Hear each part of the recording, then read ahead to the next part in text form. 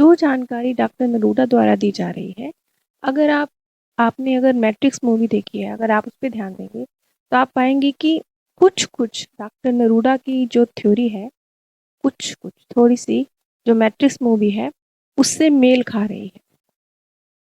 इस मूवी का नाम मैं इसलिए ले रही हूँ कि इस मूवी को अगर आपने देखा है तो आपको डॉक्टर नरूडा की इस थ्योरी को समझने में आसानी होगी। अब डॉक्टर नरूडा कहते हैं कि जैसे कि जो पहली परत है वो है हमारा मन, हमारा अचेतन मन। ये जो अचेतन मन है ये एक व्यक्तिगत इंसान और ये पूरी जो मानव प्रजाति है इसके बीच की एक कड़ी है।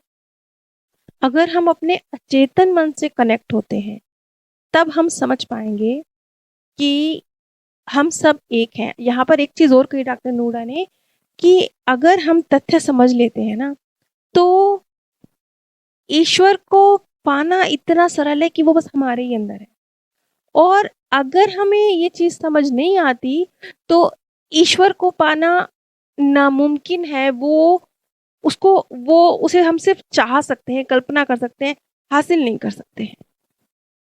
आगे डॉक्टर नूडा कहते हैं जैसे कि ये हमारा अचेतन मन है, ये हम सबको मतलब एक की दृष्टि से देखने में सक्षम बनाता है। क्यों? क्योंकि ये यहाँ पर चिपने लगी हुई है, यहाँ पर प्रोग्रामिंग नहीं हुई है। हम क्या जानते हैं, हम क्या सोचते हैं, इससे बाहर निकल के सामने वाला व्यक्ति क्या महसूस कर रहा है, हम इस चीज को समझ सकते हैं अगर हम अपने अचेतन मन के थ्रू चीजों को समझ रहे हैं। अब अचेतन मन के बाद जो एक और ऊपरी परत आती है जैसे कि अनुवांशिक दिमाग, इसे विंग मेकर्स ने अनुवांशिक दिमाग कहा है, इसे आप अवचेतन मन कह लीजिए। अब जैसे सिगमंड फ्रायड ने इसे अवचेतन मन कहा, विंग मेकर्स इसे अनुवांशिक दिमाग कह रहे हैं, जिसे हम सबकॉन्शियस माइंड कहते हैं। आगे डॉक्टर नरूडा का मैं एग्जैक्ट उन्होंने क्या लाइन बोली वो मैं बताने जा रही हूँ। उन्होंने कहा व्यक्ति और उनके वंश वृक्ष या अनुवांशिकी के बीच की कड़ी बनाता है। यह वह जगह है जहां रक्त रेखाएं व्यक्त की जाती हैं। यानी हमारा सबकॉन्शियस माइंड वो जगह है, जैसे हमने अब तक समझा है ना कितना, कि जन्मों जन्मों की यादें, जाने कौन कौन सी यादें, हर जो कुछ भी सोच रहे हैं कर रहे हैं हर चीज उसमें समाई हुई है। तो ये अवचेतन मन आपकी जो आपकी अनुवांशिकी रही है जन्मों जन्मों की, जन्मों जन्मन की, उसकी सारी हिस्ट्री अपने अंदर रख के बैठा हुआ है। लेकिन ये इसके जो अंदर है ना अचेतन मन, वो अधिक पावरफुल है। ये अवचेतन मन की बात हो रही है। फिर उसके बाद एक और ऊपरी परत आ रही है, वो है चेतन मन। इसके लिए जो डॉक्टर नरूडा के एग्जैक्ट शब्द हैं, उन्होंने कहा यह अद्वितीय व्यक्तिगत धारणा और अभिव्यक्ति है जिसे हमें से अधिकांश लोग अपना व्यक्तित्व और चरित्र कहते हैं। यह उस पर आधारित है। चेतन मन जब बच्चा थोड़ा सा बड़ा हो जाता है, 7-8 साल का हो जाता है, जब उसके ऊपर जो समाज है, सोचने का नजरिया, जीने का नजरिया, एक ये चीजें उसको समझ में आने लगती हैं, वो समाज से सीखने लगता है। यहाँ से उसका चेतन मन डेवलप होने लगता है। और लगभग 13-14 साल की उम्र तक कुछ उसके अपने विचार, कुछ उसका चेतन मन जो आसपास के इन्वायरमेंट से, माता पिता से उसने सीखा है, समाज से जाना है, वो मिलके उसका चेतन मन एक जो ढांचा ले लेता है कि ये ऐसा है। अच्छा, अब जैसे धरती पर अलग अलग धर्म संस्थाएं, तू अलग मैं अलग बन गया, तो इसमें एक कैटेगरी नास्तिक लोगों की भी है ना, जो धर्म में विश्वास ही नहीं रखते। लेकिन नानू उनसे भी खुश है। वो उनसे इसलिए खुश है कि ये भी तो आपको अलग अलग बनाता है। जैसे आप मान लेते हैं एक कोई व्यक्ति क्रिश्चियन है, कोई व्यक्ति मुसलमान है, कोई व्यक्ति सिख है। हर व्यक्ति बोलेगा मेरा धर्म बड़ा, मेरा धर्म बड़ा, मेरा धर्म बड़ा, मैं अलग, मैं बेहतर, मैं बेहतर। धर्म को बेचारा जैसे बड़ी नाजुक सी चीज है, कांच जैसी चीज है, हाथ लगे टूट जाए, उसे संभालने की जरूरत बनी रहती है। वो आपको अलग कर देता है। फिर एक और आ जाते हैं, वो कहते हैं हम तो जी नास्तिक हैं। वो एक और ग्रुप तैयार हो जाता है। अब एक और ग्रुप तैयार हो गया, यानी एक और अलग तैयार हो गया, अलग अलग अलग अलग अलग। ये जो अलग वाला भाव है ना, नास्तिक से भी खुश है अनुनाकी। नास्तिकों से भी उसे कोई दिक्कत नहीं है, क्योंकि वो भी तो इस समाज में अलगाव को ही तो बीज बो रहे हैं। वो भी तो यही कह रहे हैं हम बेहतर। क्यों? क्योंकि हकीकत में हम में अलगाव के बीज ही तो डाल के आनंद इसी में तो आ रहा है ना अनुनाकी को। क्यों? क्योंकि यही तो उलझ के रह गए हैं हम लोग। सारी जड़ अलग से ही शुरू होती है।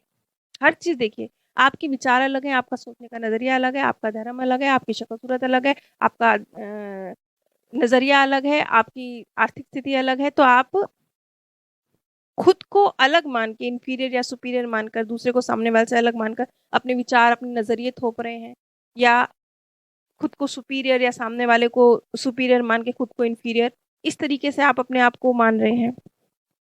अब मैं आपको डॉक्टर नरूडा के एग्जैक्ट शब्द बताने जा रही हूँ। देखिए, मैं कई बार उनके शब्द इतने ज़्यादा डिफिकल्ट हैं, मैं आपको बताना तो चाहती हूँ, मैं नहीं अपने शब्दों को बीच में शामिल करना चाहती, मैं उन्हीं के शब्द रखना चाहती हूँ, लेकिन मैं नहीं रख सकती क्योंकि आपको समझ ही नहीं आएगा, नीरस बात लगने लगेगी, इसलिए बस बीच बीच में कुछ कुछ मिलाइने उनकी ले लेती हूँ। मैं आपको डॉक्टर नरूडा ने जो इस अलगाव के लिए कहा वो बताने जा रही हूँ। उन्होंने कहा, आप देखते हैं इस पूरे प्रयास के पीछे जो पूरा सिद्धांत था उसे एक शब्द में अभिव्यक्त किया जा सकता है, अलगाव। पृथ्वी तल और उसके बाद के जीवन के विमानों के भीतर भी सब कुछ अलग अलग मौजूद है, लेकिन विंग मेकर्स के अनुसार जो वास्तविक है वह यह है कि हम सभी समानता और एकता से ओतप्रोत हैं। एक बड़ी खूबसूरत बात कही है डॉक्टर नोडा ने, बिल्कुल दिल को छू लेने वाली बात है कि जितना आप अपने अचेतन मन से कनेक्ट होते जाएंगे, उतना इजिली आप ही ईश्वर हैं। ईश्वर तत्व जिसकी तलाश बाहर बाहर कर रहे हैं ना, कोई आएगा आएगा आएगा, वो ताकत आपके अंदर है। विंग मेकर्स ने करके दिखाया ना। विंग मेकर्स कौन है? हमारे जैसे ही तो है ना, लेकिन वो इस भ्रम की दुनिया को पार करके आगे पहुंच गए ना, तो हम क्यों नहीं पहुंच सकते? उस भ्रम की दुनिया को तोड़ने का रास्ता बाहर से कम अंदर से ज्यादा निकल रहा है। जैसे ही आप अपने अचेतन मन से कनेक्ट होंगे, यानी चेतन मन की भी परत छोड़ दीजिए, सबकॉन्शियस माइंड की भी छोड़ दीजिए, उससे भी नीचे, तब आप समानता और एकता का अनुभव करना शुरू कर देंगे। एक बात और कही कि ये जो अलगाव है ना, ये विंग मेकर्स के शब्द हैं। आगे मैं आपको एग्जैक्ट उनके शब्द बताऊंगी, अभी मैं आपको उन्होंने क्या कहा वो बता रही हूँ, अपने शब्दों में बता रही हूँ। तो उन्होंने एक बात बोली जो मुझे खास लगी, तो मैं आप लोग के साथ शेयर कर रही हूँ। ये जो दुनिया भौतिक बन गई है ना, अलग अलग अलग अलग अलग, यहीं पे सारे कलेश की जड़ है। क्योंकि जो अटलांटिक्स थे, तब दुनिया भौतिक नहीं थी, ये ध्वनि की दुनिया थी ना, ध्वनि की दुनिया। बस जो रियल वर्ल्ड है वो इस अलगाव से बाहर है, वो भी ध्वनि की दुनिया है। अब क्या उन्होंने कहा था वो मैं आपको आगे बताऊंगी। फिर आगे सारा सवाल करती है, एग्जैक्ट सारा का सवाल था, लेकिन आप कह क्या रहे हैं? सब कुछ झूठ है, सब कुछ। मेरा मतलब है कि कुछ भी जो हमें विश्वास करना सिखाया गया, सब धोखा है। ये कैसे संभव है? मैं कैसे विश्वास करूं आप पर? इस पर डॉक्टर नरूडा ने कहा, यह संभव है क्योंकि जिन प्राणियों ने मानवता को गुलाम बनाया है, उन्होंने एक ऐसी दुनिया का निर्माण किया है जिसमें इस समय के साथ हम समायोजित हुए हैं, और इसमें इस तरह से विकसित हुए हैं कि हम अपनी दुनिया में खो गए। हमारे ऊपर जो पर्दा डाला गया है, ये पर्दा अपारदर्शी है, इसके आर पार कुछ दिख नहीं रहा है हमें, वो हमारी आंखों के आगे है। इतना कि लोग मानव वर्दी, यानी कि ये जो मानव शरीर है ना, इसके रूप में काम करते रहे, इस बात से अनजान है कि उनके चारों ओर सब कुछ भ्रामक है।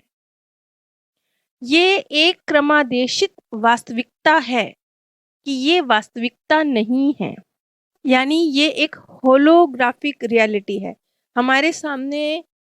जैसे सिनेमा में आप सब कुछ देखते हैं, सूरज, चांद, झरने, नदी, समुद्र, सब आपको रियल लगता है। बस ये ऐसे ही पर्दा है हमारे आंखों के सामने। विंग मेकर्स का कहना है कि देखने के लिए सब कुछ होलोग्राफिक रूप से व्यवस्थित है। जब ये शब्द बोले डॉक्टर नरूडा ने, तो सारा ने बोला, ये तो बहुत निराशाजनक है। जब ये बात बोली ना सारा ने कि ये तो निराशाजनक है, जैसे आप लोग अपने कमेंट में इस तरीके से लिख रहे थे, तो मुझे आगे की जो आने वाली बातें हैं वो मुझे आपको पहले बताने पड़ी। इसी तरह से जब सारा ने कहा कि ये निराशाजनक है, तो डॉक्टर नूडा बोले, केवल जब आप धोखे के दायरे और जिस तरह से आप मानवता ने उसे अपने व्यवहार पर शासन करने की अनुमति दी है, उस पर विचार करें। अच्छी खबर है कि अब आप इसके बारे में सुन रहे हैं। ये जो राजफाश हो रहा है ना, यही अपने आप में बहुत बड़ा है। ये जो अनुनाकी का राजफाश हो रहा है, यही बहुत बड़ा है। अगर हम ये चीज इतनी भी प्रैक्टिस कर लेते हैं ना, तो कि हम सब एक्चुअल में एक हैं, बिल्कुल कनेक्टेड हैं, ऊंचा बड़ा अलग, ये अलग वो अलग, इस तरह से सोचना भी बंद कर देते हैं ना, तो समझे पहली पायदान, पहली सीढ़ी चढ़ गए आप। खैर, पहली सीढ़ी तो आप तभी चढ़ गए जब आप इस चीज को समझने लगे। आगे बोले डॉक्टर नूडा, हर इंसान भ्रम से बाहर निकल सकता है। यहाँ कोई गुरु नहीं है, कोई भगवान नीचे आके हमारे ऐसा नहीं करने वाला, कोई नहीं। हम में से प्रत्येक है। आई एम का यही अर्थ है कि मैं, यह एक जैसा है, एक, सब एक। इतिहास में या हमारी यादों में एक नहीं, या भविष्य में कभी हम एक हो जाएंगे, नहीं, आज अभी हम सब एक हैं। अब समय समय पर जो धर्म गुरु धरती पर आए, उन्होंने इस बारे में हमें चेताने की, बताने की कोशिश की, लेकिन जैसे कि सब पर अनुनाकी की पूरी एक व्यवस्था इस तरह की है कि उनके शब्दों के साथ हेरफेर कर दिया गया। जो बहुत कुछ आप तक पहुंचा, बहुत कुछ नहीं पहुंचा। यहाँ तक कि अचानक से भगवान, हमारे लिए प्यार करने वाले पिता, हम सब भाई बहन, इस तरह से हमारे सामने प्रस्तुत हुए। लेकिन थोड़ा सा ध्यान से देखें जिंदगी को, क्या भगवान प्यार करने वाले पिता जैसे महसूस होते हैं हमें? अच्छा, अब जब यहाँ पे वो सोर्स, देखिए यहाँ पर अब मैं अनुनाकी की बात नहीं कर रही, मैं ईश्वर की बात कर रही हूँ। विंग मेकर्स ने उसे सोर्स नाम कहकर ऐसे पुकारा है। तो जहां तक ईश्वर के अस्तित्व का सवाल है, हम सामूहिक रूप से ईश्वर के सबसे करीब हैं। ये लाइन बहुत ही प्यारी लाइन है, इस पे ध्यान दीजिए कि हम सामूहिक रूप से ईश्वर के सबसे करीब है, इतने करीब जितना हमारा डीएनए हमारे साथ है ना, वैसे। विंग मेकर्स का यही स्पष्ट संदेश है। एक प्रथम सूत्र है, अस्तित्व में एक केंद्र बिंदु है जिसमें ध्वनि के माध्यम से अस्तित्व की रूपरेखा तैयार की। यानी कि ईश्वर आपके निहायत ही करीब है, बहुत बहुत बहुत बहुत बहुत करीब है, इतने करीब जितना आपका डीएनए, आपका अचेतन मन आपके साथ है ना, उतने करीब। लेकिन आप पहुंच पा रहे हैं अपने अचेतन मन तक? नहीं पहुंच पा रहे हैं ना। तो बस ईश्वर इतने करीब है, लेकिन फिर भी हमसे इतने दूर है जैसे हम उन्हें छू ना सकते हो। जैसे आगे सेरा ने पूछा कि जो आध्यात्मिक गुरु हैं, ये सब क्या, ये भी इस प्रोग्रामिंग का हिस्सा है? उन्होंने कहा ऐसा नहीं है, वे बने हुए हैं, वे जीवित हैं। बस इतना है कि उनका अस्तित्व मानव इंटरफेस या कार्यात्मक प्रत्यारोपण के भीतर है। मतलब यहाँ पर वो यही कहने की कोशिश कर रहे हैं कि हाँ, वो भी प्रोग्रामिंग का हिस्सा हो, क्योंकि चिप तो उनके अंदर भी है ना, वे वहां मौजूद हैं। हम वह सत्ता जो मैं हूं, वह सत्ता उस वास्तविकता की नहीं है। यह वास्तव में उस होलोग्राफिक चरण के अंदर मौजूद नहीं है जिसे लाखों साल पहले अंतर आयामी प्राणियों द्वारा बनाया गया था। विंग मेकर्स कहते हैं कि जो वास्तविक दुनिया है वो ध्वनि है, सब कुछ ध्वनि और ध्वनि की प्रतिध्वनि है। हमारे ब्रह्मांड को महसूस करने के लिए हमारी मानव वर्दी में जो कुछ भी है, वह उस होलोग्राम और केवल उस होलोग्राम में ट्यून करने के लिए लाखों वर्षों के विकासवादी डिजाइन है। अब सारा ने एक सवाल किया, ये बड़ा इंटरेस्टिंग सवाल है कि चलिए, ये एक भ्रम की दुनिया है, ये एक होलोग्राफिक दुनिया है, ठीक है, हम मृत्यु को प्राप्त होते हैं, हम इस दुनिया से बाहर निकलते हैं। तो अब आप कह रहे हैं कि मृत्यु के बाद की दुनिया भी भ्रम है, यही कह रहे हैं ना आप? तो डॉक्टर नरूडा के जो एग्जैक्ट शब्द हैं वो मैं आपको बताने जा रही हूँ। एग्जैक्ट उनके शब्द, उन्होंने कहा, जीवन के बाद के जीवन के कई पहलू हैं। ईश्वर है सबसे पहले और सबसे महत्वपूर्ण। रोशनी ही रोशनी है। सार्वभौमिक आत्मा और व्यक्तिगत आत्मा है। स्वर्गदूतों और स्वामी का एक पदानुक्रम है। कर्म और पुनर्जन्म या पाप और मोक्ष की अवधारणा है। स्वर्ग और नर्क की अवधारणा है। चुने हुए की अवधारणा है। एक उद्गम पथ की अवधारणा है। आकाशीय रिकॉर्ड की अवधारणा है।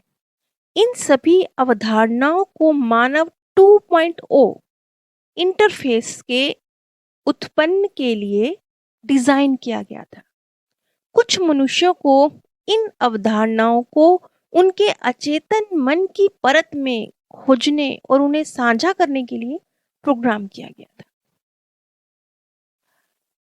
इसके ही फलस्वरूप धर्मों का उदय हुआ। दर्शन कभी धर्मों का समर्थन में उठते हैं तो कभी अंतर्विरोध में। गूढ़ ग्रंथ पढ़ते हैं। हर समय इंसान खोया रहता है, अपने भ्रम में उलझा रहता है। एक विश्वास में सब कुछ एक खोखले वादे से बंधा है और उन सभी विश्वासों में एक चीज स्थिर है, क्या? अलगाव। यानी कि बिल्कुल एक लाइन में, एक शब्द में इस सारी चीज का हम अगर व्याख्या करें तो डॉक्टर नरूडा कह रहे हैं कि अलगाव, अलगाव, अलगाव। तुम अलग, तुम अलग, तुम अलग, मेरा धर्म अलग, मेरी जाति अलग, मेरी शक्ल अलग, मेरी आर्थिक स्थिति अलग, मेरा नजरिया अलग, जीते जी भी सब अलग अलग अलग अलग अलग, और मृत्यु के बाद भी सब अलग अलग अलग अलग अलग। मृत्यु के बाद भी अलग अलग अलग हो गए ना। अब तक हमें जाना है ना मृत्यु के बाद की दुनिया को। इतनी सारी वीडियोस मैंने जो बनाई है पीछे, कई 100 वीडियोस बनाई हैं मृत्यु के बाद की दुनिया के ऊपर। हमने जाना कि वहां भी हम अलग अलग अलग। उसके बाद फिर हमारे लिए जीवन का निर्धारण हो रहा है, वो भी अलग अलग। हम आगे फिर अपने लिए जो चूज करें। ये जो अलगाव है, ये अलगाव ही तो हर चीज की जड़ में मौजूद है। इसी ने तो एक बेसिक जो तत्व है इस भ्रम की दुनिया को स्थिर रखने का, वो है अलगाव, अलगाव, अलगाव। अगर आप मेरे द्वारा शोक सभा में शांति संदेश चाहते हैं, जैसे चौथा या 13वीं आदि पर आप अपने किसी प्रियजन के जाने से दुखी हैं, आपको सहारे की, सांत्वना की ज़रूरत है, मदद की ज़रूरत है, तो ऐसी स्थिति में आप मेरे द्वारा सांत्वना संदेश प्राप्त कर सकते हैं चौथा या 13वीं जैसी सभाओं में। आप सभी पर परमात्म सौंदर्य, प्रेम और आनंद सदैव बरसता रहे।